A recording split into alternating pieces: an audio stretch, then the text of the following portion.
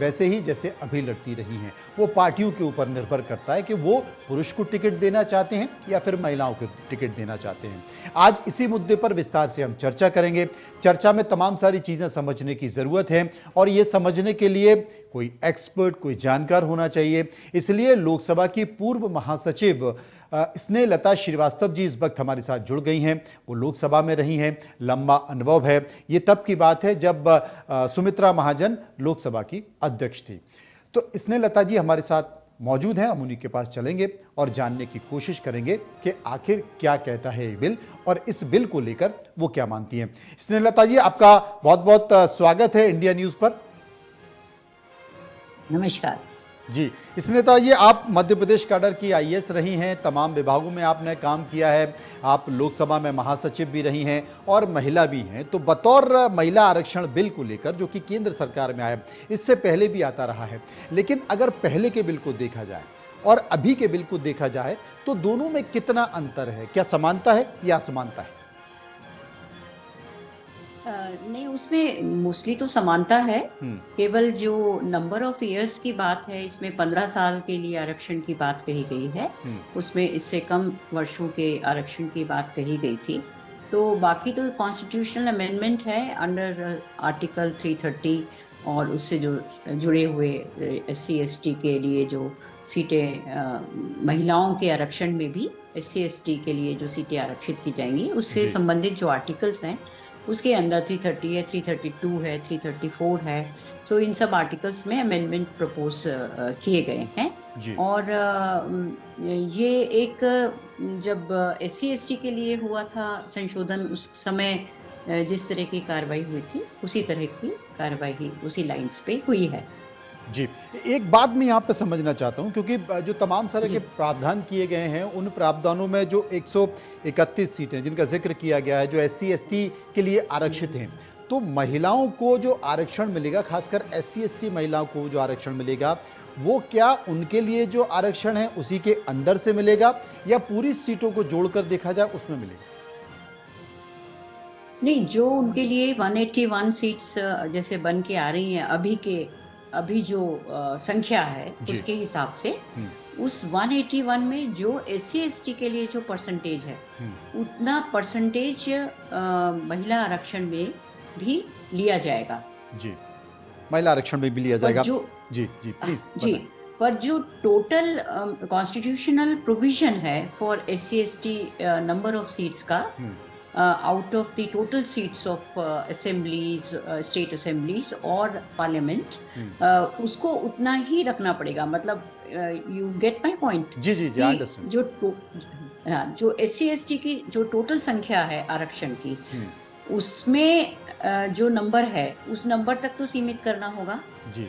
और उसमें से जो सीटें महिलाओं के लिए आरक्षित होंगी वो फिर उसमें SC ST के लिए भी जो महिलाओं का परसेंटेज है, SC ST महिलाओं के लिए जो आरक्षित होंगी वो उसमें से दी जाएंगी। So over and above I don't think, but then it is on the basis of delimitation and census, जहां नंबर ऑफ विमेन हैं ज्यादा, सेंसस पे निकल के आएगा, उसमें से भी SC ST कहाँ पे ज्यादा है विमेन, उस हिसाब से वो सजेशन, उस हिसाब से ऑर्डर होगा डिलिमिटेशन कमीशन। जी, अगर उदाहरण के तौर पर मान लिया जाए कि जो कुल संख्या है, कुल संख्या में करीब 181 के आसपास सीटें हैं जो SC ST के लिए आरक्षित हैं, उसमें जो महिलाओं का प्रतिशत निकल रहा है वो करीब 44% निकल रहा है।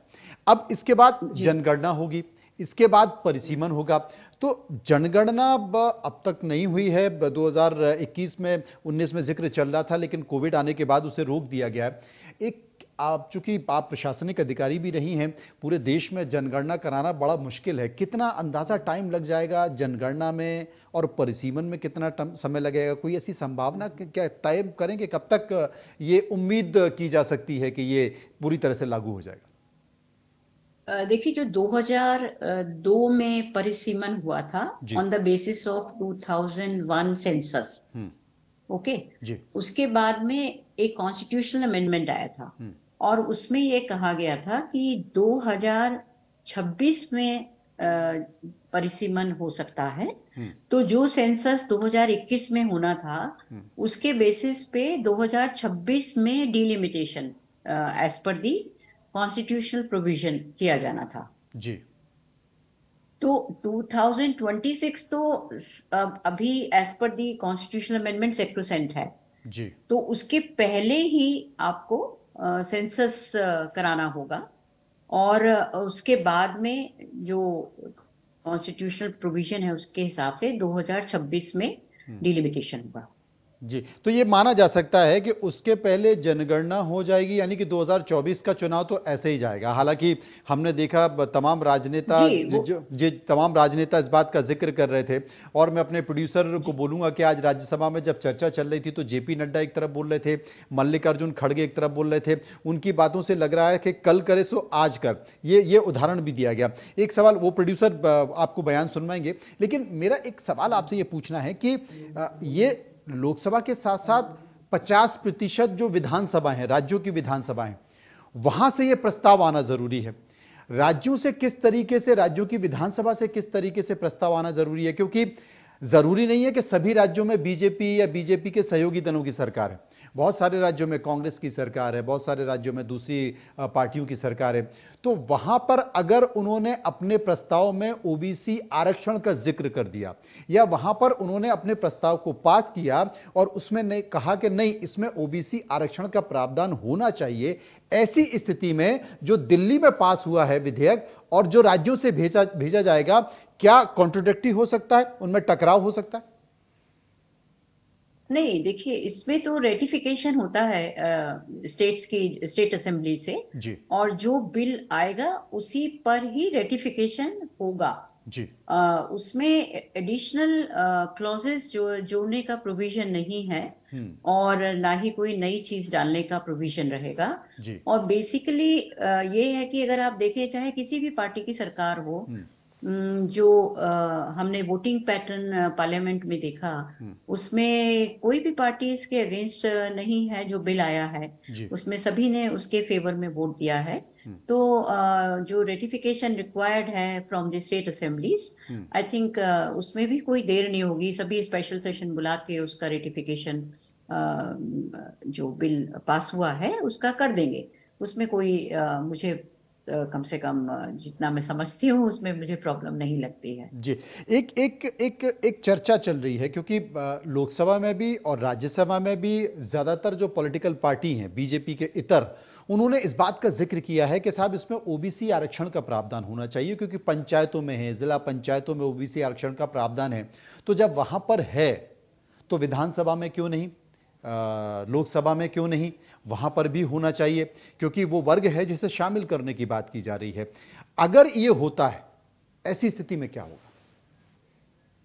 नहीं, उसके लिए फिर कॉन्स्टिट्यूशनल प्रोविजन एक जनरल आएगा पहले, उसके बाद उसे महिला आरक्षण पे लागू किया जाएगा। So it is another lengthy process which may delay whatever the government has already done, and all the parties have favored it. Basically they are saying to include that वर्ग ऑल्सो, मतलब वो ये कह रहे हैं कि उस वर्ग को शामिल करें, ये उनका अपना मत है। और मुझे नहीं लगता कि जो पार्टी पावर में है वो उसको नहीं चाहती होगी, पर बात ये है कि उसके लिए प्रोसीजर पूरा फॉलो करना पड़ेगा, इसमें और समय लग जाएगा और उसके हिसाब से फिर परिसीमन में भी समय लग जाएगा। तो जो महिला आरक्षण का जो प्रोसेस है उसको हम और लेंदी बना देंगे। अभी ऑलरेडी ये वर्षों दूर दिखाई देता है, क्योंकि जो कंप्लायंस है सेंसस की और डिलिमिटेशन की वो पूरी करनी है। जी, पूरी करनी है। असल में क्या है कि अगर आप इंसान हैं तो आप राजनीति से अछूते नहीं होते, प्रत्यक्ष तौर पर या अप्रत्यक्ष तौर पर आप राजनीति से कहीं ना कहीं जुड़े हुए रहते हैं। और यही सबसे बड़ा सवाल है, क्योंकि अगर ये महिला आरक्षण बिल अब तक पास नहीं हो पाया तो उसके पीछे का एक कारण है कि जो भी सरकारें बनती रहीं, उनके सहयोगी दल इस बात का जिक्र करते रहे कि साहब ओबीसी को भी इसमें शामिल कीजिए, ओबीसी महिलाओं को भी इसमें शामिल कीजिए, क्योंकि वो पिछले हैं। और जैसा कि आपने भी जिक्र किया कि डीलिमिटेशन के पहले जनसंख्या होगी, और जनसंख्या होगी तो उसके आंकड़े सामने आएंगे, और तमाम राजनीतिक पार्टियां इस बात का अभी से जिक्र करने लगी हैं, राहुल गांधी हो, अखिलेश यादव हो, या फिर लालू यादव की पार्टी हो, या बिहार में भी ये कहा जा रहा है कि जो जो जनगणना कराई जा रही है उनके आंकड़ों को सार्वजनिक किया जाए। तो इसका जिक्र अभी से किया जाने लगा है कि जिसकी जितनी आबादी उसको उतना आरक्षण। अब ये एक बड़ा सरदर्द बन जाएगा देश के लिए। तो जिसकी जितनी आबादी उसको उतना आरक्षण, और देश में सभी को पता है कि ओबीसी की आबादी वो 50% से ज्यादा पहुंचेगी अगर जनगणना हो गई, तो ये साफ तौर पर दिखाई रहा है। तो ऐसी स्थिति में ये जो मांग अभी जो तमाम विपक्षी दल कर रहे हैं कि ओबीसी आरक्षण भी दिया जाए, हालांकि ये सवाल थोड़ा राजनीति से जुड़ा हुआ है, लेकिन जो मांग की जा रही है जिसकी जितनी आबादी उसको उतना आरक्षण, जनसंख्या के आंकड़े और महिला आरक्षण में ओबीसी की मांग, ऐसी स्थिति में क्या होगा? नहीं, अभी तक जो बात हो रही है वो ये हो रही थी कि जिसकी जितनी आबादी है तो स्कीम का फायदा उसके हिसाब से दिया जाए। जी जहां तक जो टेलीविजन पे मैंने भी आप लोगों की तरह देखा हुआ है, जी जी। तो या न्यूज में पढ़ा है, ये बात अब शुरू हुई है जब महिलाओं के आरक्षण की बात सामने आई। हम्म तो ये बात शुरू हुई कि ओबीसी को भी शामिल किया जाए इसमें। हम्म तो आई थिंक ये केवल समय की बात है। हम्म और ये देखना है कि हमारी क्या प्रायोरिटी मतलब इस समय हो सकती है। जो समय 27 सालों से वो पेंडिंग है जी। महिलाओं के आरक्षण के लिए, ओबीसी की बात अभी कुछ सालों से शुरू हुई है। हम्म तो इवेंचुअली ये पार्टीज देखेंगी उसमें कि किस तरह से किसी वर्ग को फायदा दिया जा सकता है। और पार्टियां डिसाइड करेंगी और उसके हिसाब से अमेंडमेंट्स वगैरह होंगे। जी। पर अभी जो मुद्दा है हमको उस पर फोकस करना है। हम्म और जहां तक संभव हो उसमें और उसमें और इश्यूज को डालने से डिले होने की संभावना मुझे लगती है, क्योंकि जितने भी कंप्लायंसेस हैं वो सारे करने होंगे उनको फिर। और फिर से ये पूरा रिवर्स उसमें चला जाएगा। और फिर सारी जो कमीशन है वो या सेंसस है उन सभी में फिर अलग तरह से डिमांड उठेगी कि समय और दिया जाए। जी। तो एक जी एक मुझे अंतिम ऐसा लगता है कि हमें फोकस करना चाहिए हमें एक इशू पर।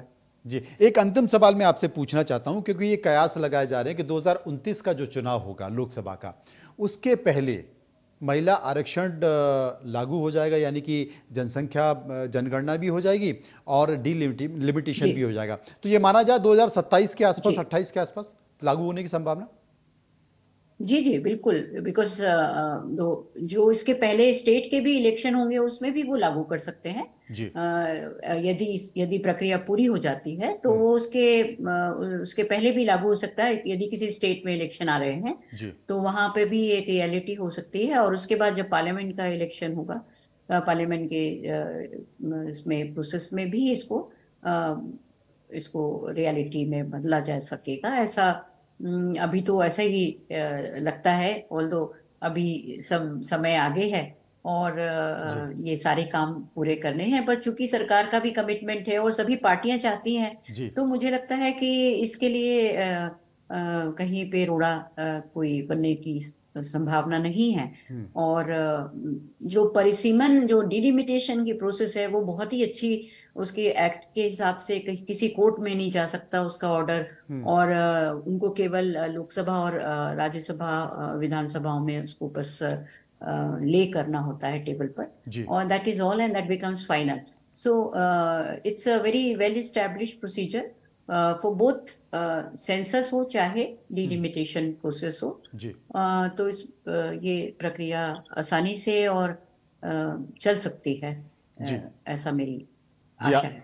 आसानी से चल सकती है। बहुत सारी तकनीकी बातें थी, तकनीकी पहलू थे जिनको आप ही स्पष्ट कर सकती है। आपका बहुत बहुत शुक्रिया, आपने हमसे बातचीत की। इंडिया न्यूज़ आपका बहुत बहुत शुक्रिया करता है। लेकिन आज राज्यसभा में दो बयान, और दो बयानों के जरिए आप समझ सकिए कि आगे की राजनीति महिला आरक्षण को लेकर किस तरफ आ रही है। उनके बयानों के साथ मैं आपको छोड़ जाता हूं। फिलहाल इतना ही। पंचायत में रिजर्वेशन के लिए होता है, जिला पंचायत का होता है, तो ये वुमन रिजर्वेशन का क्यों नहीं होता? आज करो। और मैं एक कबीर का दुआ सुनाता हूँ, कल करने का आज करो, आज करने का अब करो, और फिर तो पल में प्रलय होगा तो फिर करेंगे कब? पल में प्रलय होगा तो फिर करेंगे कब? मिस्टर नड्डा, तो इसीलिए आप आज कीजिए, वी आर रेडी। वो इलीगल नहीं होता, जुडिशरी नहीं होता, कुछ नहीं। कि आज अगर आप बिल पास करते हो तो 2029 में महिला आरक्षित महिलाएं हमारी एमपी बन करके आ जाएंगी, ये बात पक्की है। लेकिन अगर आप आज पास नहीं करते हो तो 2029 में भी नहीं आना, यह भी तय है, इसको भी हमको समझ लेना चाहिए।